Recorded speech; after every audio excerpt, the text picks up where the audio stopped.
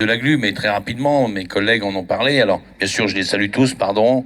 Il y a des élus, j'ai vu Ferdinand Jaoul du conseil régional, grand défenseur de la chasse aussi, bien sûr, Eric avec son association. La chasse à la glu, c'est une mauvaise histoire. J'aime bien raconter les histoires, mais ça, c'en est pas une marrante, je vous le dis tout de suite.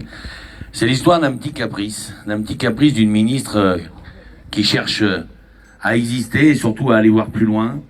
On sent bien effectivement qu'elle voulait accrocher à son tableau de chasse quelque chose de marquant. Alors, il y avait des choses qui auraient pu être discutées. Vous savez, on a aussi dans la chasse peut-être des choses à adapter, à discuter, mais les gluaux, c'est quelque chose qu'on n'aurait jamais dû toucher.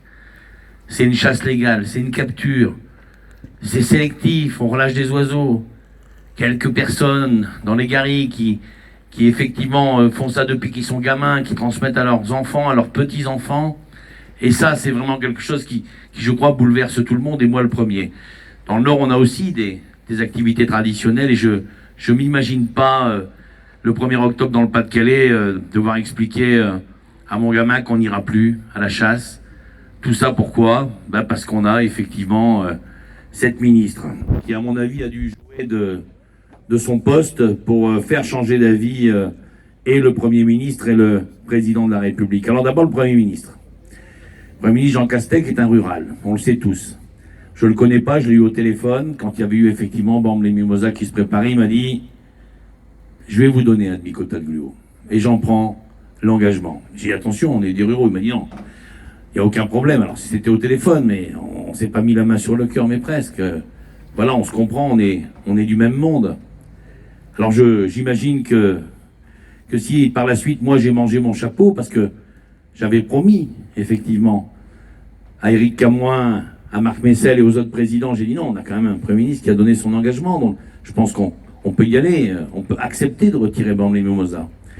Et puis ça s'est pas fait, et puis la ministre a dû dire à un moment, écoutez, peut-être que je vais partir, si j'ai pas mon quota zéro. Et si je dis que j'ai bouffé mon chapeau, j'imagine que Jean Castex a dû bouffer son béret, et pas qu'un petit peu. Alors je le reverrai, je suis pas content bien évidemment, je lui jette pas la pierre là-dessus. Il avait fait une promesse, et une promesse à des gens comme nous, c'est pas rien quoi.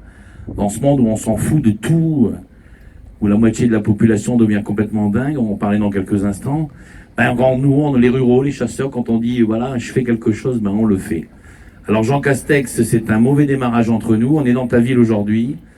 J'espère qu'on ne sera pas amené à y revenir. J'aimerais bien un jour que le prochain le rencontrer et qu'on puisse effectivement discuter de ça avec lui. Et puis il y a le président de la République. Le président de la République, évidemment, l'affaire des gluaux, je suis très en colère. Nous ne sommes pas d'accord. Mais je ne peux pas non plus nier tout ce qui a été fait avant. Et tout ce qu'on pourra peut-être faire ensuite.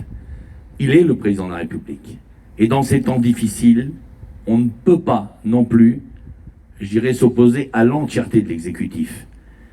Oui, on a une ennemie, on la connaît, c'est Barbara Pompili. Elle aurait pu faire présidente de la LPO, elle aurait pu faire plein de choses. Mais on a un président de la République qui a aussi écouté certaines choses. Oui, il avait dit qu'il ne toucherait pas aux chasses traditionnelles, et c'est une erreur politique de l'avoir fait. On le lui rappellera. Mais j'espère aussi pouvoir continuer à travailler sur ce dossier de la chasse des gluaux. J'ai suivi un cercueil pendant une manifestation. J'ai pas envie de suivre un cercueil. J'ai pas envie que ça se termine comme ça. C'est pas possible qu'on reste comme ça. Il va falloir absolument qu'on continue. Alors, on va lancer l'action juridique, c'est sûr. Mais si le politique a fait quelque chose, le politique peut défaire quelque chose.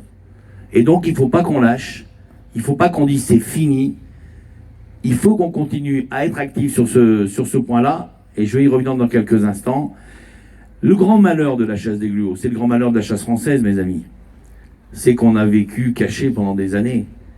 Et quand j'ai fait pendant 3 semaines des plateaux, il n'y a pas un plateau où j'ai pas expliqué la chasse des gluaux, pour ceux qui m'ont écouté. Il n'y en a pas un. Et je me rends compte qu'il n'y a pas un mec en face de moi qui comprend ce que je dis. Et ça, c'est dramatique. Et le travail collectif qu'on doit faire maintenant, et tous ensemble, et vous tous aussi, c'est d'aller expliquer ce que l'on fait. D'aller faire voir. Il n'y a pas un journaliste qui était foutu de comprendre ce que c'était la chasse des gluaux.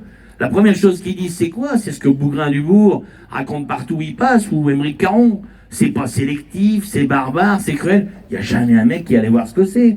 Mais ils prennent